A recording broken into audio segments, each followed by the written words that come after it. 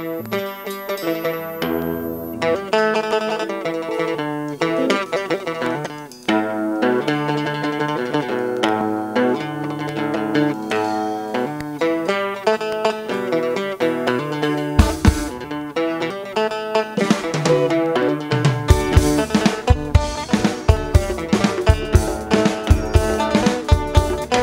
Spotlight on Kenyan Music program takes us to Northern Kenya.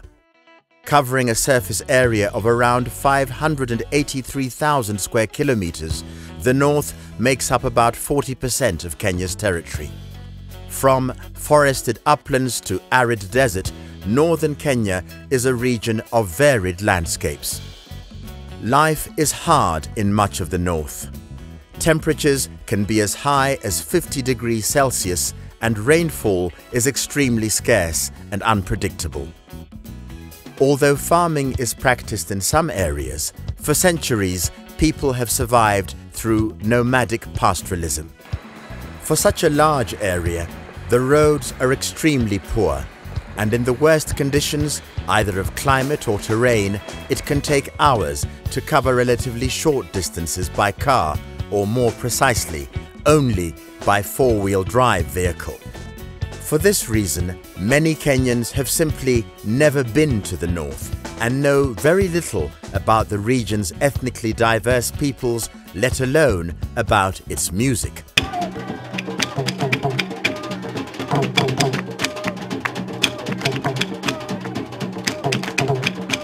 The Spotlight program sought to respond, if only in part, to this lack of wide exposure to music from northern Kenya. The stated mission to seek, identify and enhance talent, embarked upon in 2005, was pursued with a specific focus on the country's north between 2010 and 2011. And that's how some musicians found themselves very far from home, performing in novel circumstances on the stage of the Alliance Française Gardens in Nairobi.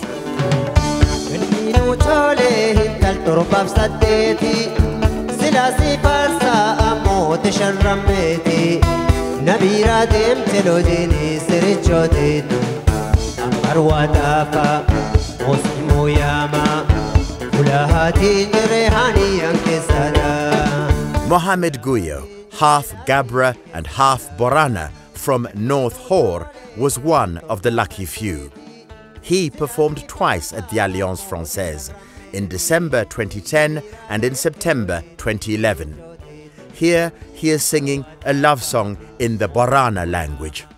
The cattle-keeping Borana are a section of the Oromo-speaking peoples originally from southern Ethiopia who came to the arid areas of the northeast of Kenya to settle around Moyale, Marsabit and beyond.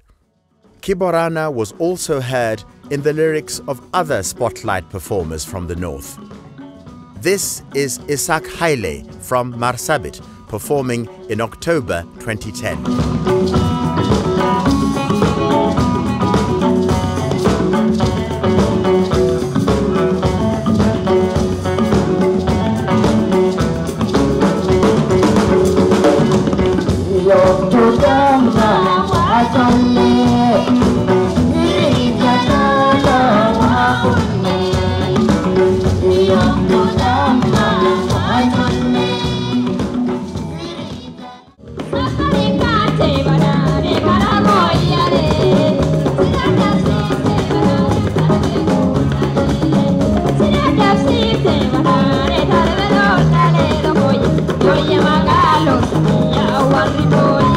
Also in October 2010 was the group Malaika from the town of Garissa.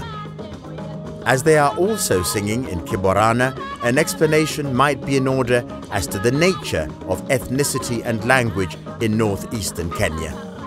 In northern Kenya, you get a very fluid movement of identities. And also within that, you get two major blocks of identities historically, which was what is called the Gala or the Boran-speaking group, and the Somali, or what the Borans call Safar speaking group. And whoever fell within this then was either assimilated, adopted, or invited by these communities.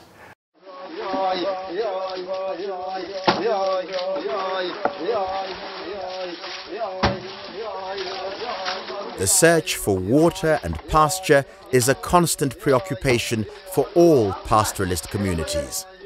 These men are drawing water for their cattle from a so-called singing well. First up from the north in 2011 was the Liban troupe from Isiolo, who performed in the month of July.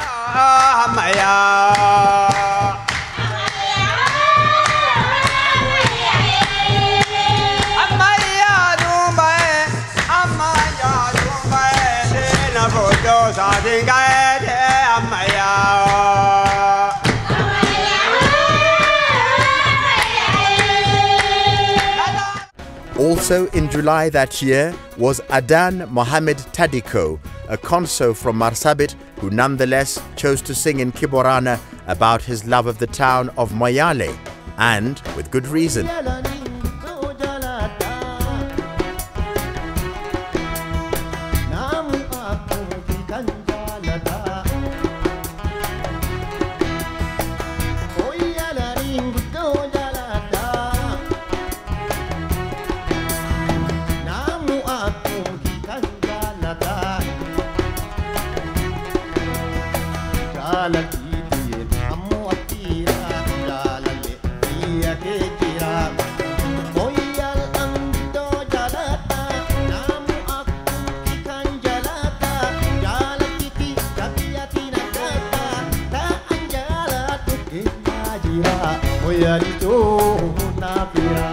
In August, Bonaya Doti, also a conso and also from Marsabit, in one of his songs offered a prayer to the Almighty.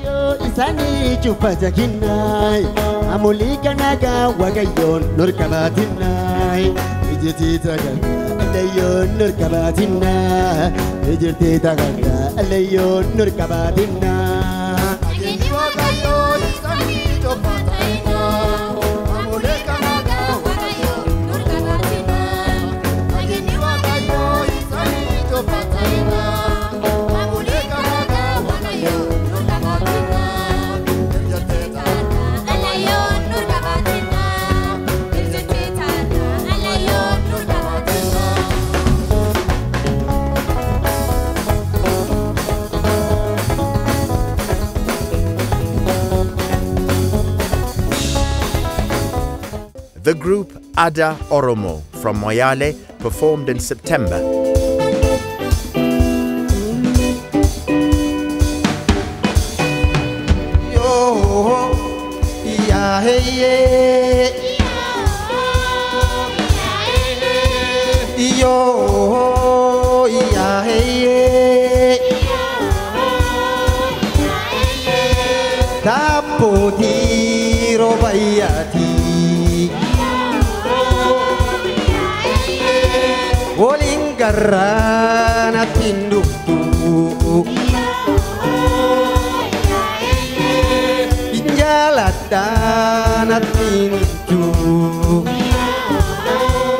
And finally, on the Kiborana singing roll call was the highly popular Salat Sikulangi band, based in Nairobi, who performed in October.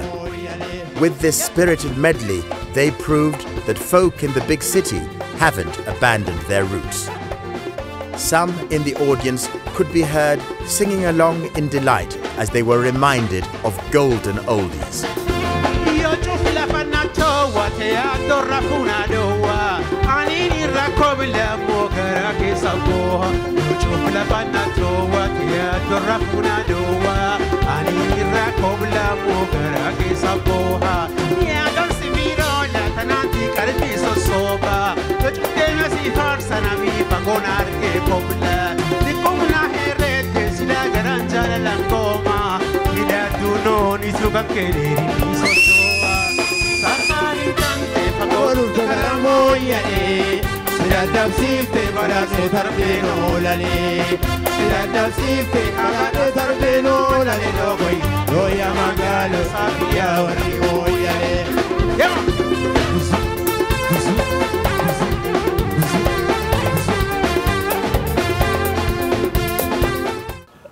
later in my life, I grew up in Wajir, and I still have that picture of one of the great musicians, Malfado, who was an Ajuran musician, a short guy, bald-headed, who was excellent with the guitar. He could play the guitar on his shoulders, literally. But also, we had fantastic festivals here in Nairobi. We had the Eid festival, where Abdullah Jirma, who was one of the contemporaries of my uncle, would come and reveal his new music. So we'll be tagged along by our parents and our relatives to go and listen to this during that Eid fiesta. And so on and so forth. There was Mude, whose guitar, whenever you had that guitar, will take you all the way back to Marsabit, the hills of Marsabit, and so on and so forth.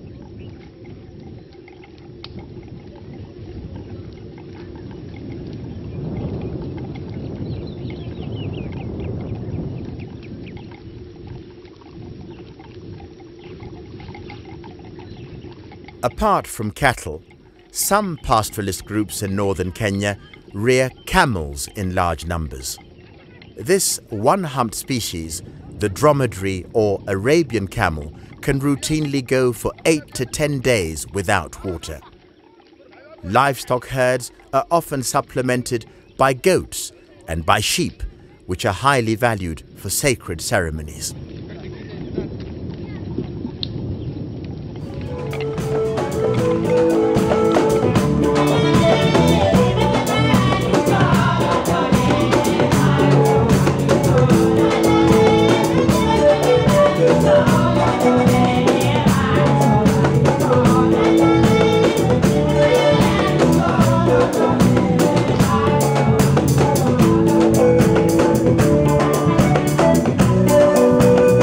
Of the linguistic minorities in northern Kenya are the Munyoyaya, who prove an exception to the general rule by being mainly agriculturalists. The group Munyoyaya was seen at a concert in September 2010. In this traditional Kimunyo song, they list the charms of a young suitor.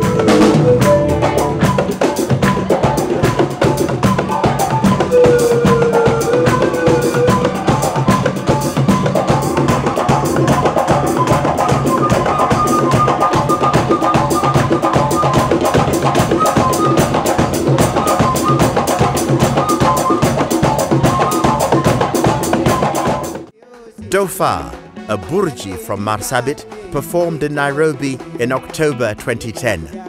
The Burji, who settled in Kenya from southern Ethiopia in the early 1900s, are also farmers.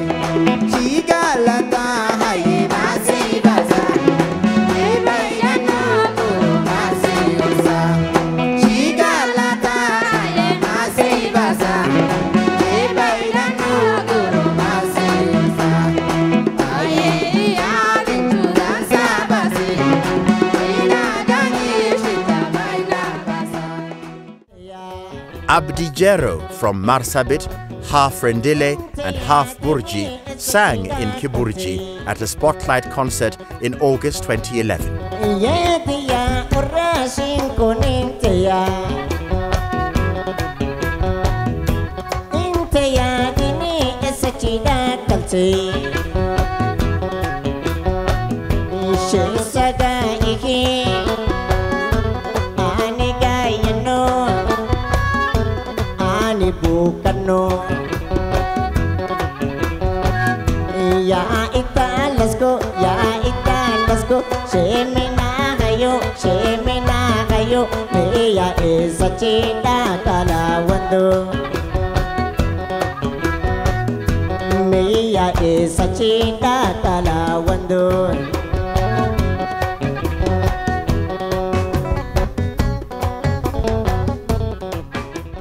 The Somali, like the Boran, are Cushitic people, but unlike the Boran, largely keep camels rather than cattle. On the African continent, there are also many Somalis in Greater Somalia, in eastern Ethiopia, and in Djibouti. Their language, Kisomali, is also very widely spoken by non-Somalis, and their poetic music is well famed. I grew up in northeastern Kenya, in a place called El Wak. I would say both in my own life as well as the lives of many people from my community, music has and will continue to play a very important role. It was upwards all the way for the all-Somali, all-women group Gargar, following their discovery through the Spotlight program. Amongst several trips outside Kenya, Gargar performed in February 2011 at the prestigious Sauti za Busara Festival in Zanzibar.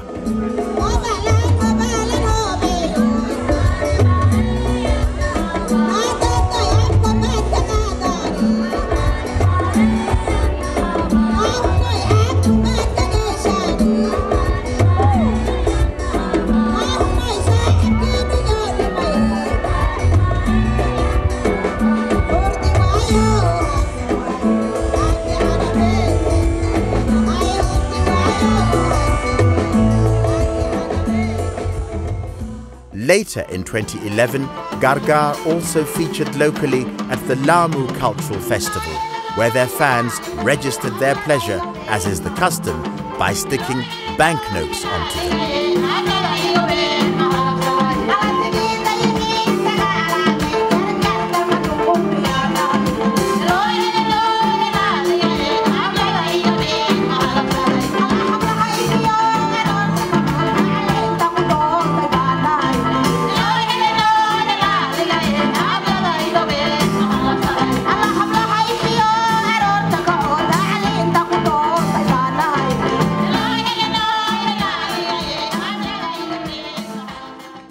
What I think we need to see more of in this society, such as the Somali community and other nomadic communities that have traditionally made women to be more on the backseat, is to provide some form of support and encouragement to actually participate in music.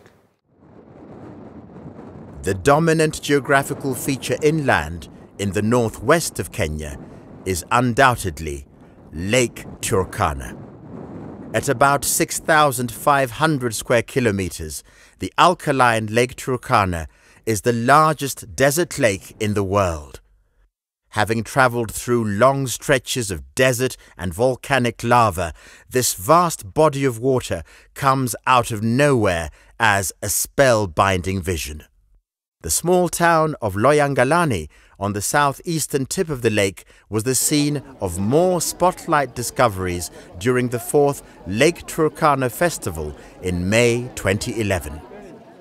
6 ethnic groups showcased their music during that festival: the Gabra, the Dasanash, the Rendile, the Samburu, the El Molo, and the Turkana.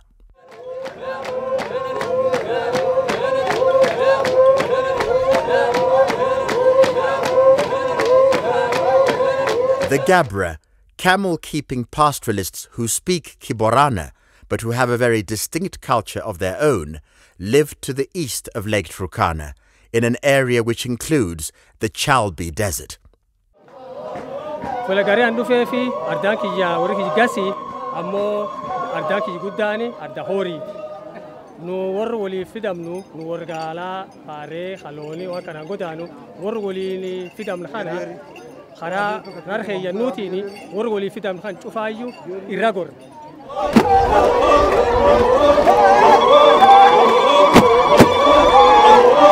The rhythm is often accentuated by the pounding of feet on a stiff, dry cowhide.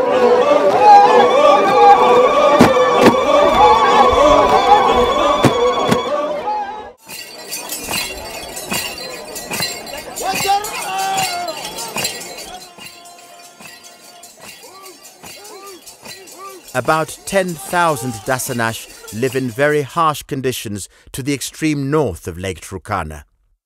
In Ethiopia, the Dasanash are known as the Merile. My mother tongue is Kamba, married by a Dasanach man. We live in Ilaret, north part of Lake Turkana. Gudona mojeng anama yegidie, Gudona mojeng anama yegidie. Oto birgeye, mweya mukevya, marga gogo ya galcha chawago, ya e maloman. Ayumu shigya ayu aunakasikut.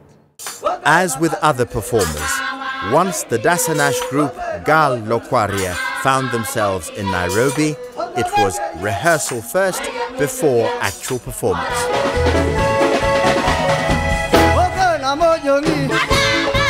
This song is composed to warn young men not to get in friendship with old women.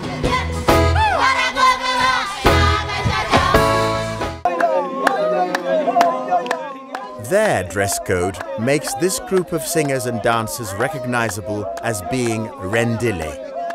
The camel-keeping Rendile come from the central north of Kenya. I speak Rendile. Because it's a small community, there is a danger that the Rendile language is slowly disappearing.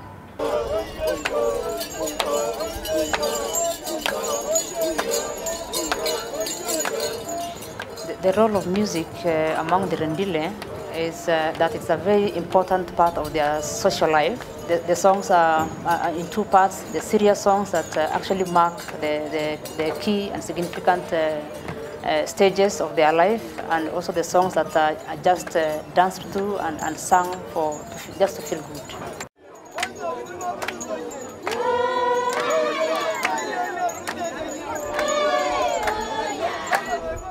The Samburu, mainly cattle keepers, live to the south of the Rendile. As Ma speakers, the Samburu are linguistic and cultural cousins of the Maasai. Samburu culture is resilient. That the Samburu man today, the Samburu girl today still wears the beads, still wears his shuka. It's been resilient. It will be resilient. The attacks, I think, are more ferocious right now than before. Because with schools and modernity encroaching at a faster pace than in the last 20 years, then the decline will be faster. But certainly, I doubt myself that, say in 50 years, Samburu culture will be completely finished. I don't think so.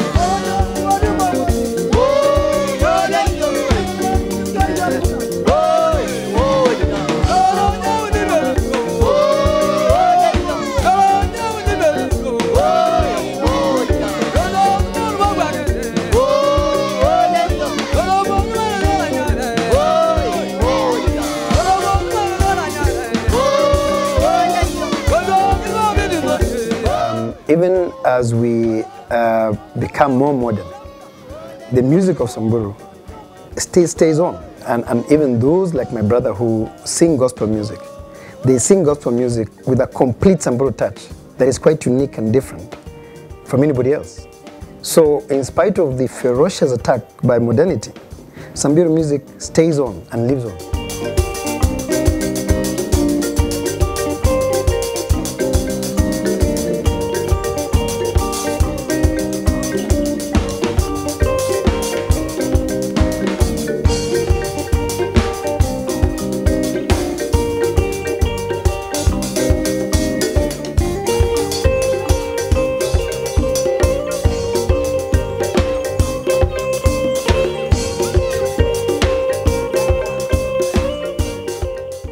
The El Molo live on the southeastern tip of Lake Turkana, with Loyangalani as their main center. There are only about 1,000 pure El Molo. With intermarriage with the more numerous Samburu and Turkana becoming very common, the threat of their extinction is real. However, these youngsters singing an El Molo nursery rhyme are sure to retain some attachment to their language and tradition.